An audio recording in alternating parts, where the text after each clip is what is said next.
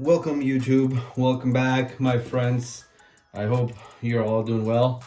Anyways, welcome back to another episode of gun related stuff. As you see, I'm sure in one of my videos you've seen this little tool before. A Powiak little tool polisher machine.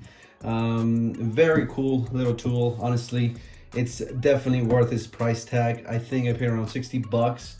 But if you want to learn more about it, you can check out my other video, which I did maybe a couple months ago on this little machine that polished a 1911. And well, some of you had asked on part 2.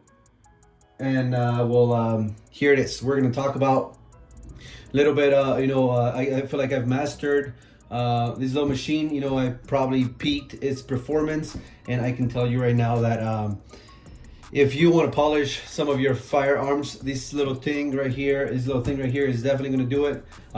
Your best 2 accessories for this thing right here, or best 3 accessories, I'm going to show you really quick. Number 3 things you're going to need to polish out some of your gun parts is you're going to need some of these wheels. You can buy a lot of these from Amazon. I usually buy packs of these guys, and this yellow wheel right here, it's kind of like a heavier buffer polisher, and will bring out that really shiny look to it. It all depends on what kind of finishing you're gonna get on your gun parts, but this is gonna be kind of like the last step I use with plenty of compound, and these two go together.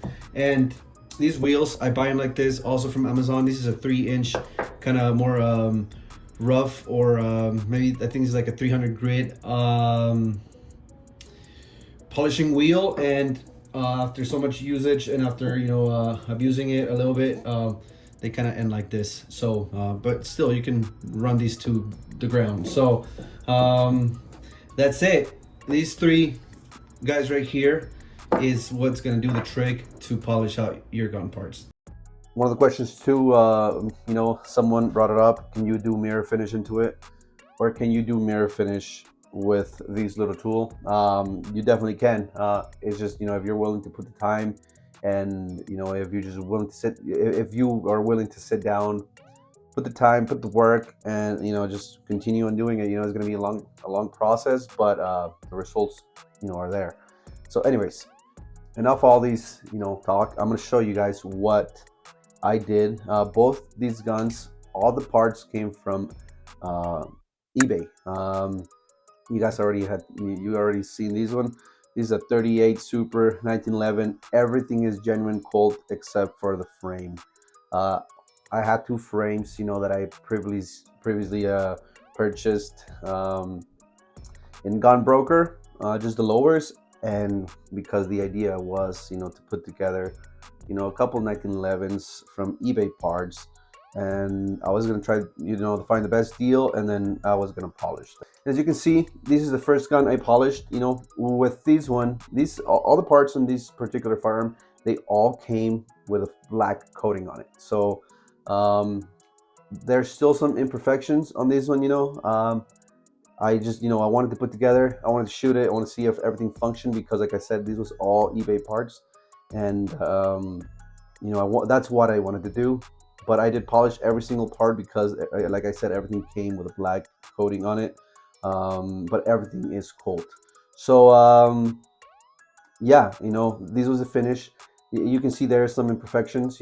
I really want to eventually get back to it and get that really pop, that chrome, that really nice mirror finish, because it's possible. And I'm going to show you the difference between these two. With this one, I just, like I said, I just wanted to get the coating off, get it kind of clean, put it together, and then eventually, like with this one, I also kind of wanted to do a brushed, kind of brushed nickel finish to it, and that was it. But there is, this was actually the first 1911 I put together from eBay parts, and was the actually first one that I did polish.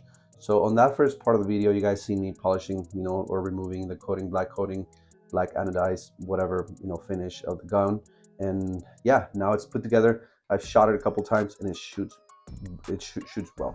And for the second gun that you see here, now you see a better finish in it. Still not, perfect, but you can see that it's definitely shinier. It looks just better in general. You know, the thing with polishing guns, or you know, trying to get that mirror finish in a firearm, it's really hard, you know. And but not so much that it's hard. It's just, you know, if you want to put the time, if you want to sit there for a couple hours, just, you know, continuously polishing, grinding, you know, go back and forth and just getting that look you want, you can definitely get the mirror finish.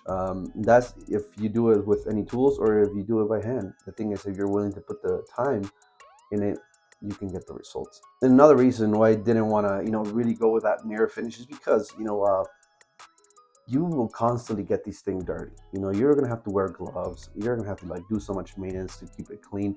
And yeah, it's a 1911. They look absolutely beautiful when they're completely polished or completely, you know, mirrored out.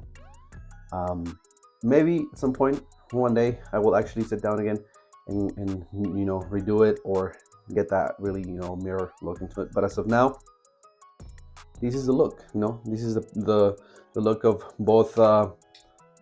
both pistols, guys. That was really it for the video on the 1911 stuff. You know, I hope I didn't disappoint some of you guys, because I really didn't show you guys, you know, me buffing down, grinding down these frames or any of these parts. But like I said, follow part 1 of the 1911 here in my channel.